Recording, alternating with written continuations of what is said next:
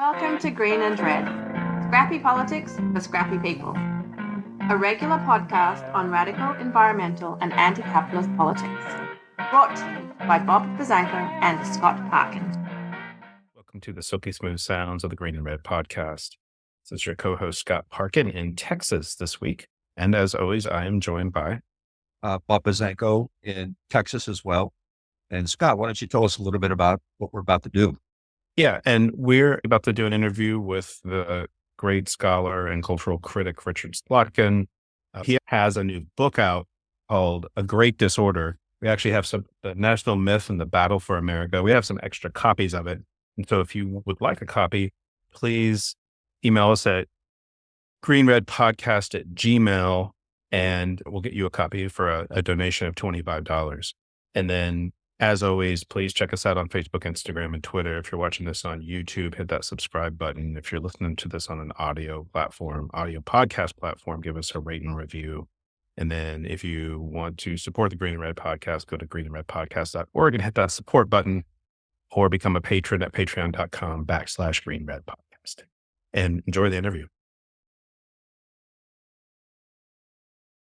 Hi, I'm Bob Bazanko, co-host of the Green and Red podcast, and really excited today to have our guest, who is Richard Slotkin. Richard Slotkin is a very well-known cultural critic. He is the Olin Professor of English and American Studies Emeritus at Wesleyan University.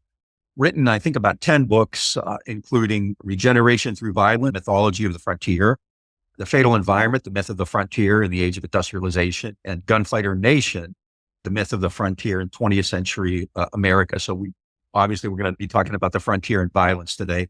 And especially your most recent book, which is A Great Disorder, National Myth and the Battle for America. Got a lot of it. So thank you so much, Professor Slotkin. Before we talk, I think we'll spend most of the time more specifically talking about the latter part of your book, the kind of more contemporary stuff you talk about. But before that, you want to just briefly give us a description of your kind of ideas about American history that kind of emerged, especially in your first three books, the idea of the frontier, these founding myths that we have, these various myths that we have. Just bring us up to, let's say, the late 20th century, early 21st century. There are all different ways to get at an understanding of American history. And mine has been to get at it through the stories that we tell ourselves that define our identity as Americans and that are drawn from our history, our collective national history.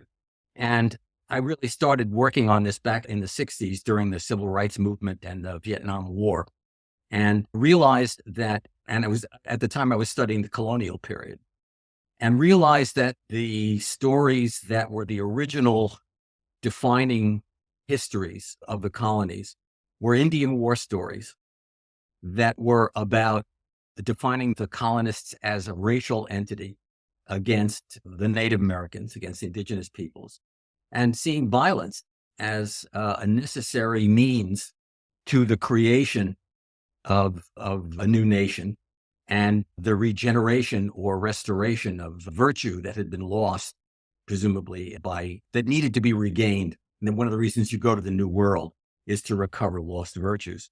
And really it went from there.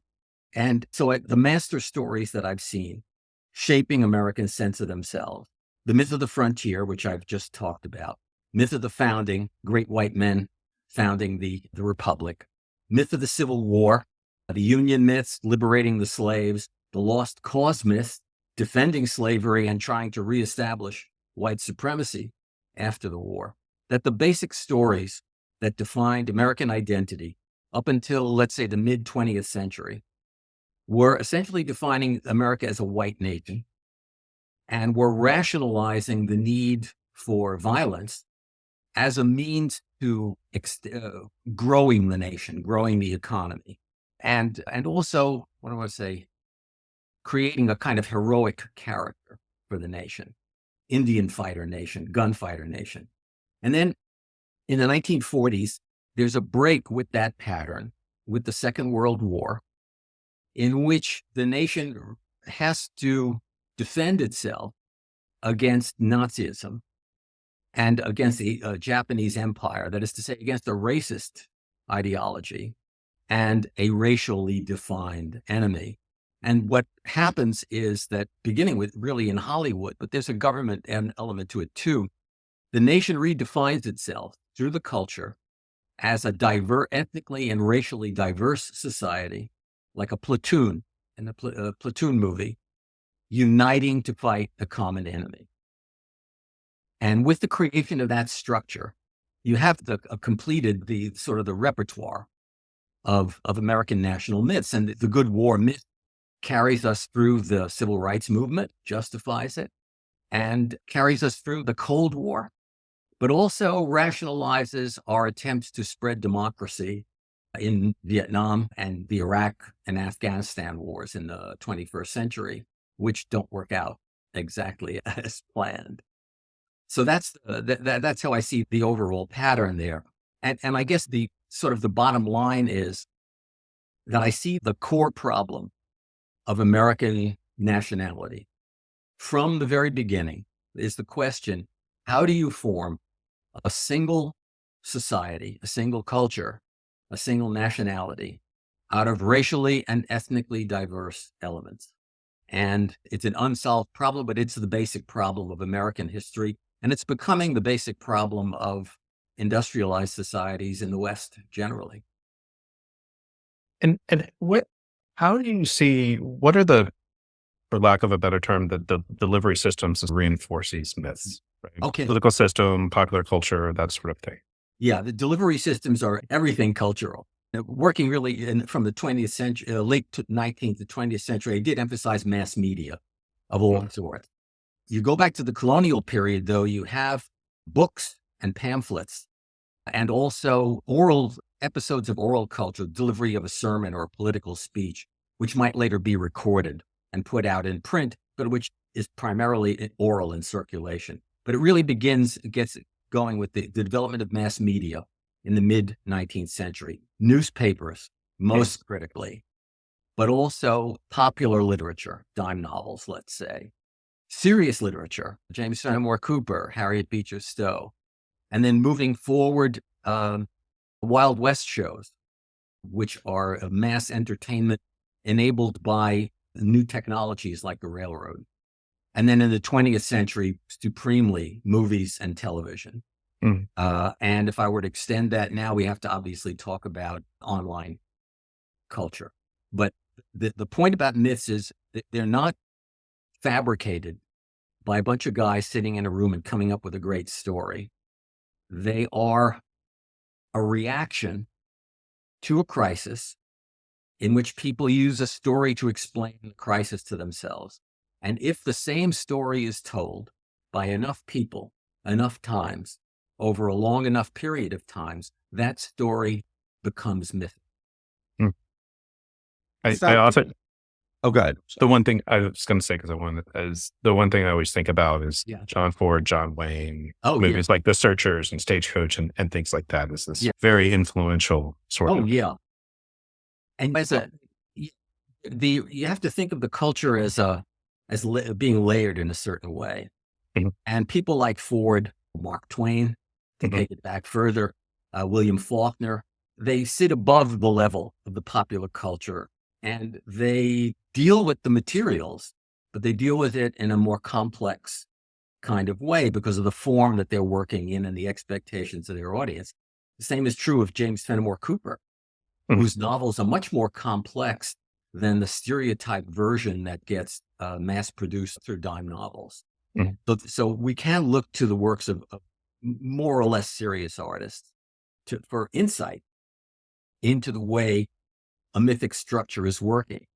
But you have to also be able to find elements of that structure at a kind of lower level of discourse too. Excuse me. You either wrote, or it may have been an interview, that Obama, after I think his first term, said that his biggest failure, his biggest regret was not having a better story, not necessarily anything he did.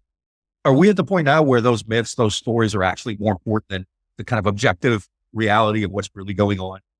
I wouldn't say more important, but the storytelling element is a necessary part of a political discourse.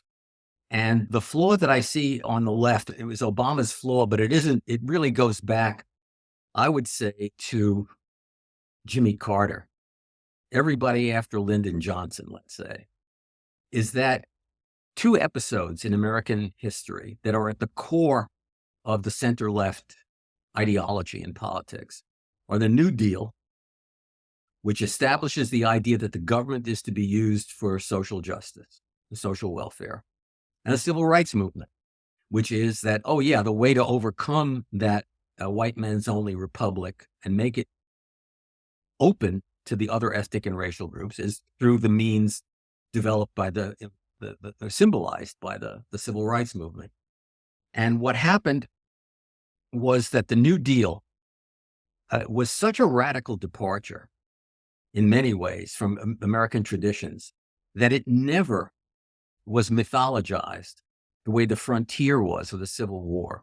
Name me, if you can, 3 movies about the labor movement in the 1930s. Give me three movies about Roosevelt's public works projects. It doesn't figure. There are movies here and there that mention it, but they're not a big story. Grapes of Wrath is the Great Depression era movie. It's about farmers and just isn't absorbed. The ethics of the New Deal are subsumed in the good war myth. We're fighting for the kind of democracy that FDR was trying to preserve. But that's very vague. And the New Deal is demonized, not only by Reagan and the right, but also by the so-called New Democrats, the business-friendly Democrats, who say, yeah, as Clinton said, the era of big government is over. And so they're deregulating and going against the whole Roosevelt regime. And then the other thing is the Civil Rights Movement. And the Civil Rights Movement has this great moment, the iconic moment, Martin Luther King in front of the Lincoln Memorial. And right there, you have an image which integrates the Civil Rights Movement with one of the fundamental national myths, the myth of the Civil War. But what happens after that? Where does it go? It's my view that what happened is that the Civil Rights Movement became a myth of reference for identity politics. You could use it for feminism. You could use it for Asian American. You could use it for Native American rights movements.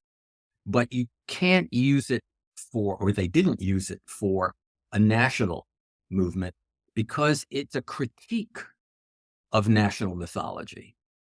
American Indian movement is a critique of the myth of the frontier. Civil rights is a critique of slavery and the failure of Reconstruction, and so on from there. And so the problem for the left now is, how do you integrate these two stories, which represent an ideology that is fundamental to the left? How do you formulate that as a fable? How do you formulate that as a story? And how do you do it? How do you preserve the critique of standard myth on which those two stories depend without simply demonizing American history, which gets where, politically speaking?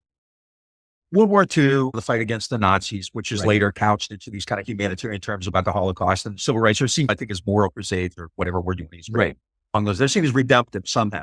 Yeah, but not long after that, I would actually say it starts with kind of Jimmy Carter's turn toward neoliberalism. You just mentioned regulation and things like that. And then especially with the mentions with Reagan, you have the return of like cowboy culture, let's call it. Like, how does that happen so abruptly when it seems kind of America's made this turning, civil rights laws and a strong anti-war movement regarding Vietnam? Nixon was forced to resign. It seemed like things had changed, but then very quickly, very abruptly, they haven't. And you have this kind of return. Yeah, I think there are a few things brought that to an end. One was, let's take the New Deal aspect of it, which was reflected in the Great Society programs and to a certain extent in the Civil Rights Movement as well. Instead of producing a redeemed social environment, what it produced was massive social disorder, urban riots, controversies over busing, which divided communities and produced social violence. Instead of the great reconciliation that was what was voiced by King, you got a huge disruption. The redemptive aspect of the good war myth, the redemptive war aspect, was totally discredited by Vietnam. And so the two components of the story, the good war story, diversity good, war good were blown up by the events really of 1968 through 70, I would say. And because both the civil rights movement and the New Deal were radical departures from American tradition, it was quite easy to recall the constituencies that supported those very traditional views of American history, whereas those who would have supported the New Deal civil rights component were disaffected, disillusioned. Civil rights movement, the Black Power, whatever one thinks of it, divided the civil rights movement as it had existed previously, fragmented it along identity lines, and instead of everybody together, it's everybody doing their own thing separately. And so, since Reagan's constituency was organized, that's the way things went. It's interesting to note that the good war element still retained its appeal, despite what had happened, but in a much very subdued kind of way. I see one of the sort of ideological missions of that neoliberal era, Reagan, H.W. Bush, even Clinton to a degree, is overcoming what they called Vietnam syndrome and getting Americans to be willing to think about good wars again. But the fact that they did that tells you how deeply wounded that whole story was. America has a long history of a gun culture, but it seems like the sort of gun culture is something that's very much front and center with a lot of current politics, and came of age during the 1980s. And that's when I felt like I started seeing that trend back at Reagan, who's being strong with the Soviets, TV with cop shows and cop movies and Rambo movies and things like that. And so how do you see the underlying theme of gun cultures play into this, particularly in this contemporary period? Okay, gun culture, from my perspective, a lot can be said about that. Right. The myths have always featured violence as a legitimate means of resolving the moral, political, social dilemma that one faces. That's the moral of the Western, it's the moral of the Civil War, Lincoln's regeneration through violence. It's the moral of the Lost Cause, which is also about regeneration through violence. So that our ideology does rationalize violence in a serious way. And in a visual culture that movies foster, the gun's the emblem of that necessity of violence. That Shane has a gun. Marion says, I wish there were no guns in the valley. Shane pulls out his gun, wins the gunfight, and then he says, okay, Marion, now there are no more guns in the valley. So the gun is the emblem of that. Mm-hmm. There is also a very deep and complex culture that validates the possession and uses of guns for hunting and for self-defense. Black communities in the South valued once the civil right to gun possession was protected, being able to protect themselves. I think Condoleezza Rice talks about her father in Lowndes County, Alabama, being very much into Second Amendment. So there is that. But I guess what I see is as an ideological transformation of gun culture really happens, I think, starting in the 90s. Mm. You can see it in the growth of the weaponized response to civil unrest in the 60s. That's definitely part of it. Just to crime in the streets in the 80s, you can see that. What starts in the 90s is the association in the gun rights movement of the gun with anti-tax and anti-government ideology. The notion that the so-called Palladium theory, that the Second Amendment is the right that protects all other rights, because it gives the citizen the power to resist the government. And you begin to really see that in the early 1990s, coming out of NRA spokesman, comes out of Grover Norquist, who has no use for guns as growing up, but feels that he should use guns, he should own guns if he's undoing government, but he's got to protect somebody, so he's got to be for gun rights too. And then you get into more serious things, which I deal with a lot with in the book, of coming to the service in Obama's term, Second Amendment remedies for the Affordable Care Act is a slogan that rationalizes the use of Second Amendment right violence to resist supposed tyranny of government. The fact that Obama is black and liberal, I think, kickstarts that ideology, gives it a new point, a new focus, a new intensity. But it had been really developing since the early 1990s. In the 90s, I'm thinking of things like Koresh and Oh, yeah. Ruby Ridge and all that. And Yes. I kind of, those seem like, in retrospect, pretty important developments, maybe more Yeah. so than I thought at the time. Yeah. Yeah, it's important in two ways. Remember that the Koresh thing and the Ruby Ridge thing were government gun control actions, which went bad and justified the belief that their government is overreaching and because it's coming to take your guns, and that the answer to that is to empower the Second Amendment, to privilege Second Amendment rights as against the right to establish public safety, and that it does really take off. It does really aid the movement there, but the anti-government stuff, I think, really becomes critical with Obama, with the response to Obama, and with Trump, where the call to violence that you get from MAGA is very much dependent on a certain rationale for gun rights.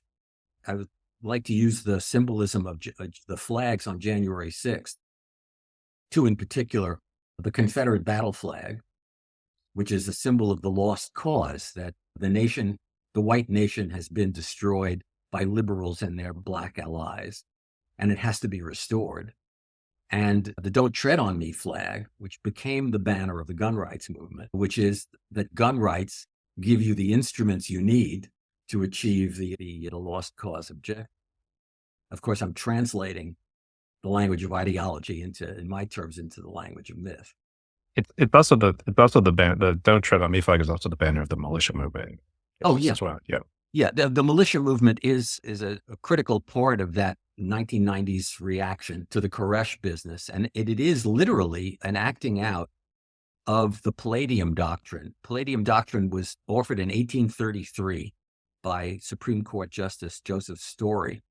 And he said that the Second Amendment protects the right of states to form militias, and that the right is necessary so that states could resist the federal government if it ever became tyrannous. But according to Story, that resistance would be an act of revolution, not an act of civil law, not protected by civil law, but that the Second Amendment protects essentially the right of revolution. Building rogue militias, not sanctioned by the state, allows you to assume the protections of the Second Amendment without changing its language at all. You can accept the militia limitation and say, okay, now we're a militia. The Heller decision made militias unnecessary in that sense by establishing an individual right to bear arms, but the movements were already well established. There's always been this kind of violent tradition in the U.S., as you know better than anybody. And taking up to Obama again, Obama was willing to use state power and often police uprisings caused by police and violence, things like that. But it seemed like with Trump, it took on a whole new life. It accelerated, and it became a part of the kind of discourse as we're seeing today, right? Where Trump is essentially inciting people almost every time he tweets. What do you think causes that shift to basically no longer hiding these ideas or no longer couching them in, different language, but actually just very openly calling for Trump? Remember the 2016 campaign said, what do you say? If Hillary wins, then some of my supporters may look for Second Amendment solutions or something like that.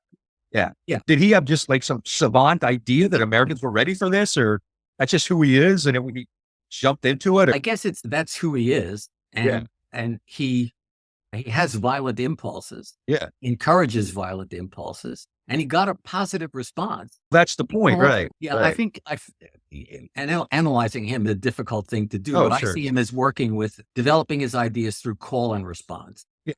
He throws it out there, he gets a response. I think that he's maximized this idea of the popular use of force because the instrumentalities of the state were really denied to him, supposedly during his first term denied by the existence of the deep state, which thwarted his impulses. And therefore, you don't get the Insurrection Act. What you get is January 6th. And the difference now is that he is talking about using the instrumentalities of the state in a more systematic way than he did in the past, without at all diminishing the other stuff. Now, I think what you're seeing is saying things that they know will incite violence, but denying that the incitement is deliberate or intentional. That with the cats and dogs and the Haitians. And the bomb threats. And that it produces bomb threats, and you knew it would produce something like that, but you didn't ask for it. Therefore, you're not responsible for it. And at this point, everybody knows what the game is at this point, but he's just able to play the game because he can get away with it. I'm not sure what would stop him. Maybe stronger media analysis of what's going on, that the denial is bogus, but maybe that's a step too far for them. You talk a lot about Charlottesville, and Yeah, you even have a whole chapter called the last president of the Confederacy, where there's a connection between Trump and the Confederacy and Charlottesville. yeah, and it's also that's another place where there's violence from the right, but he refuses to denounce it. And with this, Trump has like a level of support of people who are aligned with the Confederacy or Nazis or things like that. And to me, and I obviously come from a more like left liberal background, but thinking about why is Trump continue to be popular, including with large numbers of Black people and Latino men, despite being very like visibly aligned with the forces of the Confederacy and these far right forces. What part of the myth and narrative really appeals to that demographic? At a certain level of abstraction, the lost cause is about restoring the world to be the way you want it to be. You can ignore the white supremacy aspect of it if you focus on restoring male dominance. You can ignore the Civil War specificity of it if you understand that these people are rebels. And by God, you feel like being a rebel right now. So it appeal at that level of abstraction that works. You think about the appeal of, and it's going back a bit, but a show like Dukes of Hazzard with the Confederate battle flag on their car. They weren't apologists for segregation and the lost cause. They were rebels. That's a rebel flag. And they hated the cops. They were always that's right. fighting against the cops. That's right. Yeah, it's true. Right. So at a certain level, the beauty of stories and the power of stories is that you can plug into it any level that suits you. You can appreciate it at any level that suits you. You can ignore the white supremacy aspect of it and say, but look at this popular uprising that overthrew a state government that was corrupt in Reconstruction. Why don't we both? There's good and there's rebellion at a time when you feel oppressed, not appreciated. Yeah, go for that. And I think that a case has been made about the appeal of the certain idea of manhood and the certain privileges of manhood that have been denied along with white supremacy and other things, that restoring male privilege could get a person who is not interested in white supremacy per se. And that's the power of stories. You can read it the way you want. You can be Black and identify with Jesse James. How much of this right-wing resurgence do you think is an attack on the left, the kind of things that they saw going back on the New Deal, but even the Great Society? Like how much of this is, because Trump, there's a lot of kind of racial and gendered language, but there's also this attack on elites. And even now, these attacks on woke corporations, like how much of this is also couched because of our political fears of, if a left politician did what Trump did or said what Trump said, there would be, I think, a very different response to it. Yeah, except the left politician wouldn't say. Exactly. Yeah, unless you think that a certain kind of critical race theory is an attack on white people for being white. Yeah. So in that sense, it could perceive a reciprocal thing from the other side.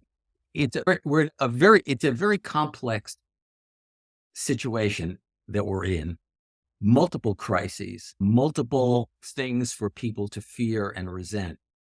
There is the cultural elements, which I guess I've been emphasizing, the status of white Christian men and the loss of cultural privilege, of the right to say what's right and wrong in society.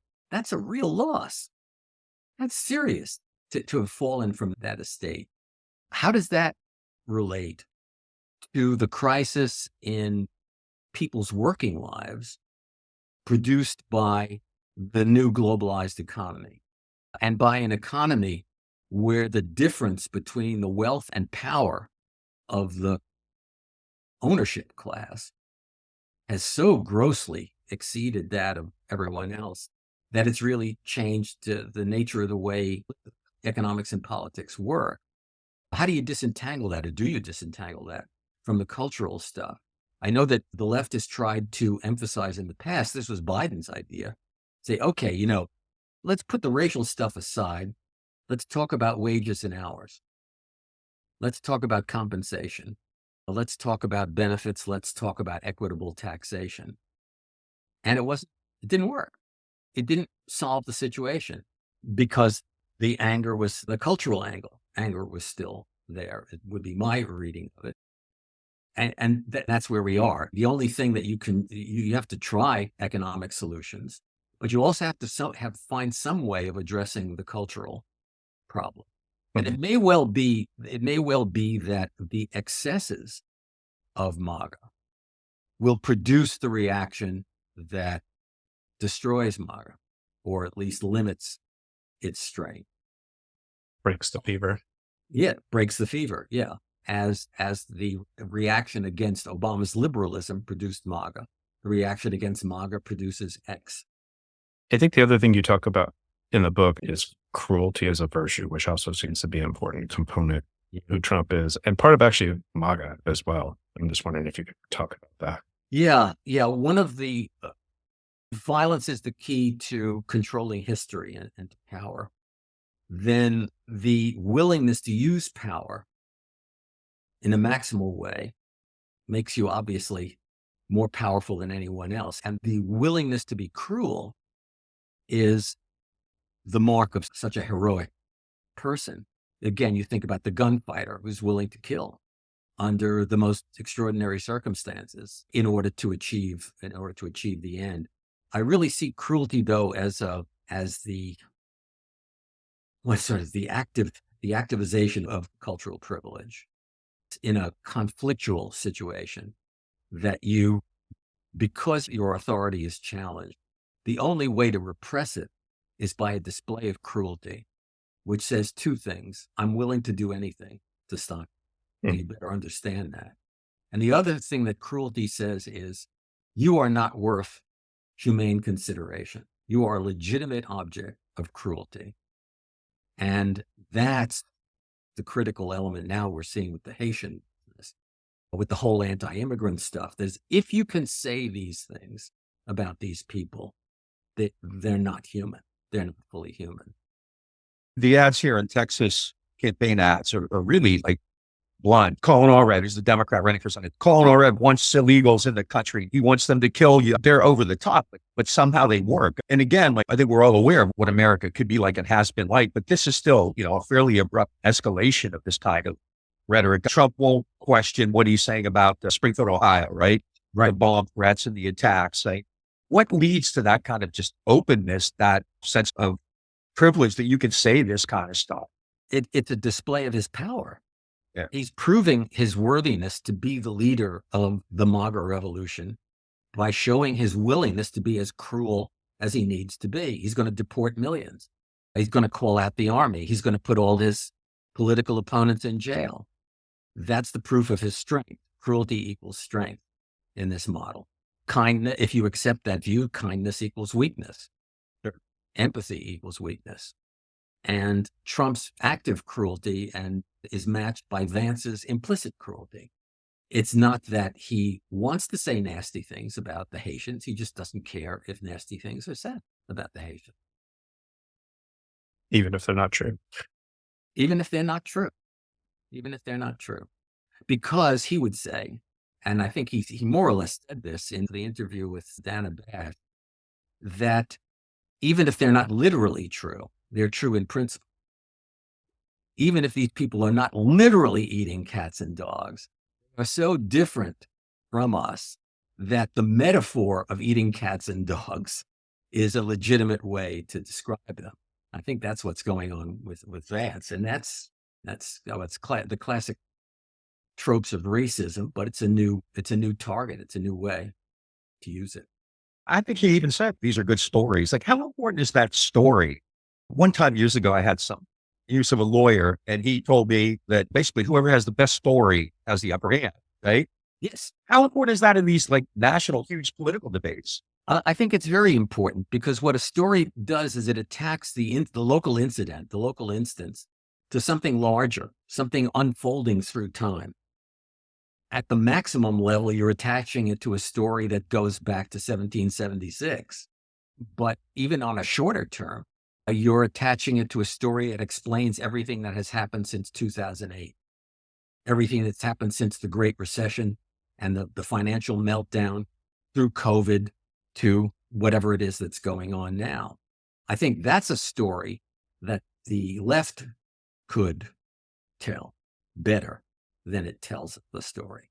And I don't understand why it doesn't, because it seems pretty obvious that you say we did the following things had to be done because the banking system crashed.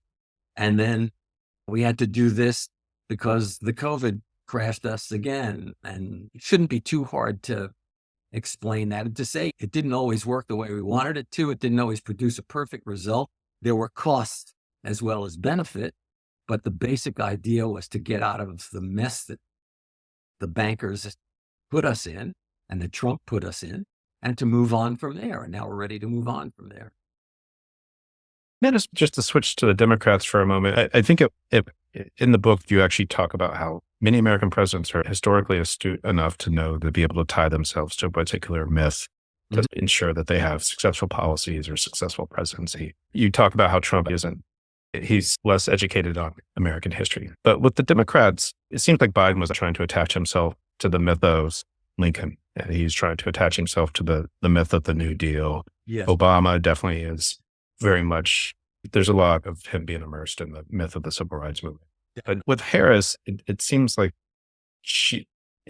that has not been emerging yet. And I'm curious where you see that going, or why do you think that is? Or is it just because it's only been 2 months since she became the nominee? I think it's the latter. I think it just was too fast. Biden, I talk about this in the book, Biden did very deliberately invoke both the New Deal and the civil rights movement during the campaign. The problem was that once in office, he administered, but he didn't continue campaigning for his policies. He wasn't out there explaining in the way that he should have explained what it was all about and why he was doing it. Partly, I guess it was energy, but Obama made the same mistake. He stayed in Washington and administered rather than going out and continuing the presidential campaign because he hadn't yet won the mandate that he needed to get done what he wanted to get done. And I don't know why that happens. I don't know why they backed off in that way. But I do think that Harris didn't get a chance to develop the kind of campaign that she might have developed that she had known she was going to run. Biden was going to run on a defense of his record. She doesn't have to do that, but she has to come up with her own story. And I think she has such a story to tell, but she's been tactical rather than strategic on this so far. She didn't even have a chance to develop a set of programs that are alternatives to or building on what Biden did. So I think that's the problem there. But again, I don't know, maybe there's a disinclination on the left to tell stories. Maybe we're too suspicious of stories. We're critics, right? Let me follow up on that, because for about a decade now, liberals have been almost unilaterally focused on Trump, right? He's the worst thing ever. We've never seen anything like this, when in fact, we have seen stuff like it, maybe not quite as, rough. But now we're in this position where, to follow up on what you said, Harris is actively reaching out for people on the right. She's posting about the Cheney's endorsement, and they're going after people who used to be in the Reagan or Bush administrations. They've rehabilitated. the Bushes, even Reagan and Nixon. Why would they go in that direction? Is that kind of a sense that they too are rejecting these kind of more progressive ideas or these stories about like civil rights or whatever? I don't think it's that. I don't think it's a rejection. I think it's a pragmatic tactic to deal with the one thing that they know that they have that Trump doesn't have, which is this unifying a politically and racially diverse nation, and indicating that you're willing to listen to people on the center and center right is an important part of that. In a way, it's a signal from an incumbent that they're open to working across the aisle, as they said. And that's an important thing. And it may be sufficient under the circumstances, at least to defeat Trump, which is a critical thing. Will it be enough to build a positive coalition around a certain set of social and economic policies? I don't know. I doubt it somehow. If Obama couldn't do it, then I don't see this, and Biden couldn't do it. I don't see that happening. But I think that the disorder of the campaign, the scrambling effect, is really what we're seeing here. I have a question where I'm going to switch topics a little bit. Sure. Unless Bob has any other follow-up. That's fine. Okay. And so my background is I work in environmental and climate organizing. So you talk quite a bit about Trump's war on the environment. Link that there's a couple of instances where you link that to the myth of the frontier, where environmentalists and indigenous communities resisting pipelines and things like that very much play into the myth of the frontier. And you talk about the Alaska National Wildlife Refuge and Keystone XL pipeline. I think you also talk about the Dakota Access Pipeline. I'm just wondering if you could actually explain that a little bit. Yeah.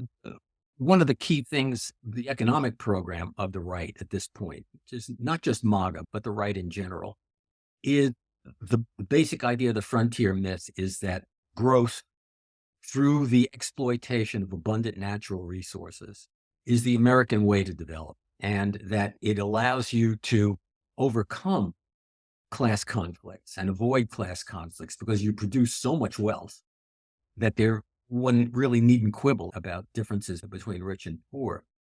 And it's really, this particular version is really centered on the exploitation of fossil fuels, so that the unregulated or the deregulated exploitation of fossil fuels is the frontier signature, is the thing which the right insists is the only way to progress. And therefore, climate change has to be treated as a hoax. There is no crisis, and therefore there is no need to deal with the crisis. It gets pretty crude when Trump says to the oil business, give me $1 billion for my campaign, and I'll give you anything you want.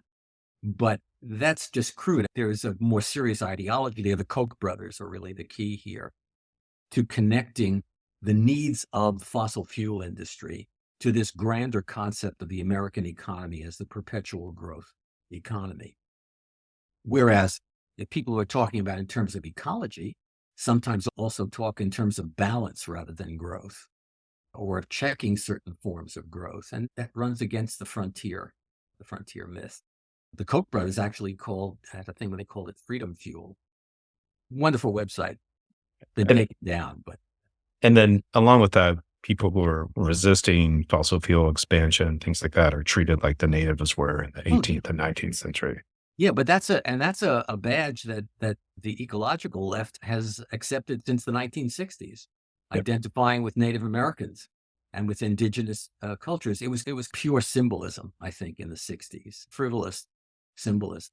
But it's gotten more serious. So there's been some serious work done on the value of the advice offered by indigenous people as to how to manage in an ecological way land resources of various kinds, how to deal with fire issues, for example, how to deal with drought. So it's become more serious, but it still connects you to this frontier myth in which the Indians stand for wilderness, undeveloped, nature in its pure state, beautiful, redemptive in many ways, Garden of Eden in many ways, but the cruel necessity of democracy and of development and of civilization is that you go into the wilderness, you destroy it as wilderness, you turn it into commodities that can enrich the world.